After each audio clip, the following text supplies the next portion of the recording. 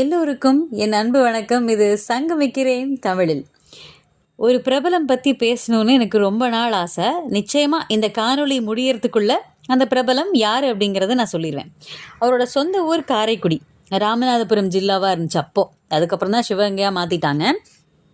அவருடைய குடும்பம், பொருளாதார வசதி பொறுத்த வரைக்கும் அப்போது நடுத்தரமான குடும்பம்தான். பெரும்பாலும் அவங்களுடைய குடும்பங்களுக்கு அந்த ஊரில் அவங்களுக்கு கைவரப்பெற்ற ஒரு தொழில் அப்படின்னா வட்டி கடை வைக்கிறது.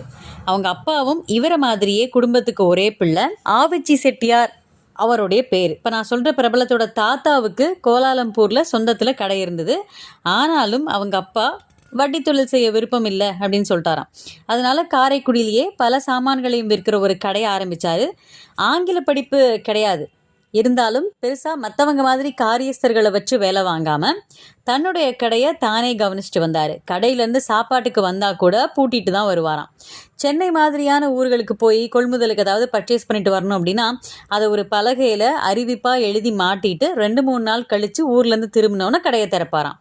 ஒரே விலை, தயவு செஞ்சு யாரும் கடன் கேட்காதீங்க அப்படின்னு வாசகங்கள்லாம் எழுதி போர்டு மாதிரி போட்டிருப்பாராம். அந்த நோ பார்கெனிங் இப்போ இருக்கு இல்லையா ஒரு கான்செப்ட், அது அப்போவே இருந்துச்சான். கொஞ்ச நாள் கழித்து அந்த கடையில் சைக்கிள் ஸ்பேர் பார்ட்ஸ், மிட்டாய், மருந்துகள், கோட்டக் ஃபிலிம், அப்போல்லாம் கோட்டக் ஃபிலிம் ரொம்ப ஃபேமஸ் இல்லை, பேட்ரி செல், டயர், இந்த மாதிரி எல்லாம் வாங்கி வச்சு சின்ன டிபார்ட்மெண்டல் ஸ்டோர் மாதிரி வியாபாரம் செய்ய ஆரம்பித்தார் இவருடைய அப்பா. அந்த நிறுவனத்துக்கு தான் இப்போ நீங்கள் கெஸ் பண்ண தொடங்கலான்னு நினைக்கிறேன், AV and sons. Almost guess பண்ணிட்டீங்க அப்படின்னா இது இன்னும் ஒரு கூடுதல் க்ளூவாக இருக்கும். ஏவி அண்ட் சன்ஸ் அப்படின்னா ஒரு கடை, ஒரு சூப்பர் மார்க்கெட், சின்ன டிபார்ட்மெண்ட் ஸ்டோர் அப்படின்னு வச்சுக்கலாம். இந்த புக்கை நான் படிக்கும்போது, அதாவது இந்த புக்குக்கு வருஷம் ரொம்ப ஜாஸ்தி, 2ஆம் பதிப்பே அக்டோபர் 1986 2ஆம் பதிப்பே, நல்லா கேட்டுக்கோங்க. இப்போ வருஷம் என்ன ஆச்சு. ஸோ அந்த சமயத்தில் அந்த கம்பெனி காரைக்குடியில் இருந்துச்சு. அப்போது கல்லுக்கட்டி பகுதியில், இன்னும் கரெக்டாக சொல்லணுன்னா. அதே மாதிரி செட்டிநாடு சைடு ஒரு பழக்கம் இருக்கும், வீட்டுக்கு பட்டப்பேர் வச்சுருப்பாங்க. விலாசம் என்ன அப்படின்னு கேட்டால் ஃபுல் அட்ரஸ் சொல்ல வேண்டிய அவசியம் இல்லை.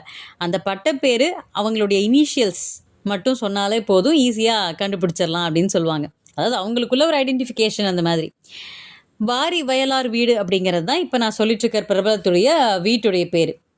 ஸோ இந்த பிரபலம் யாராக இருப்பாருன்னு ஆல்ரெடி கெஸ் பண்ண ஆரம்பிச்சிருப்பீங்கன்னு நினைக்கிறேன்.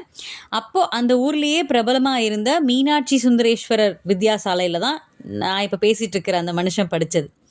அதே பள்ளிக்கூடத்தில் தான் doctor Alagappa Chettiar, Alagappa university, Alagappa college எல்லாம் கேள்விப்பட்டிருப்பீங்க, காரைக்குடியில் இருக்குது. அவரும் அங்கே தான் படித்தார். கோட்டையூர்லேருந்து ரெனால்ட் அந்த கார், ஃப்ரெஞ்ச் காரில் தான் தினசரி இறங்குவாராம். அந்த காட்சி இன்றைக்கும் என் கண்ணுக்குள்ளே இருக்குது அப்படிங்கிற மாதிரி நான் சொல்லிட்டுருக்கிற இந்த மனுஷன் எழுதியிருக்காரு. அப்பாவுக்கு கண்ணில் கேட்ராக்ட் ஆப்ரேஷன் செய்ய வேண்டியிருந்துச்சு. அந்த ட்ரீட்மெண்ட் நடக்கணும் அப்படிங்கிறதுக்காகவே கடையை பார்த்துக்கிற பொறுப்பு பையனான எனக்கு இதுக்கு முன்னாடி கூட பள்ளிக்கூட நேரம் போக மீதி நேரம் நான் கடையில் தான் இருப்பேன். வியாபாரத்தை கவனிக்கிற ஒருத்தன் தான், இருந்தாலும் அப்போ கூடுதல் பொறுப்புன்னு வச்சுக்கலாம். அதுவும் இல்லாமல் அப்போல்லாம் கிராமஃபோன் ரெக்கார்டுகள் நல்லா விற்பனை ஆகும். ஆனால் எல்லாமே கிளாசிக்கல் மியூசிக் தான்.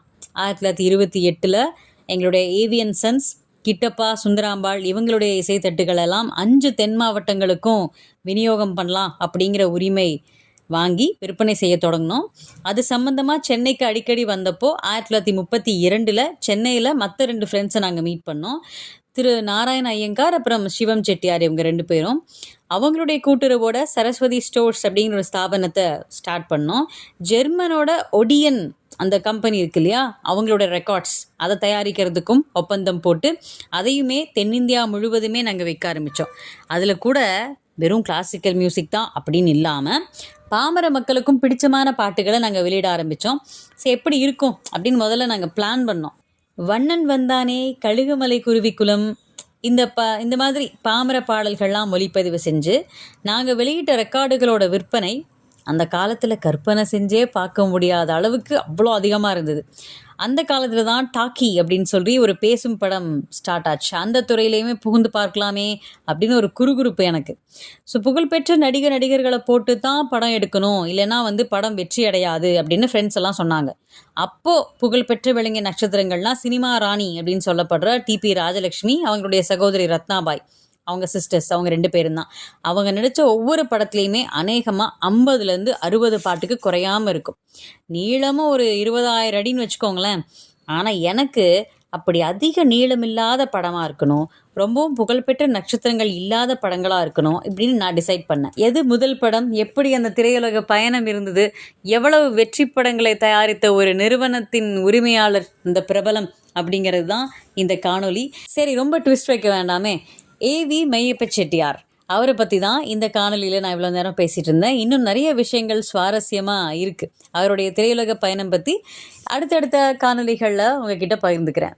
நன்றி. இது சங்கமிக்கிறேன் தமிழில்.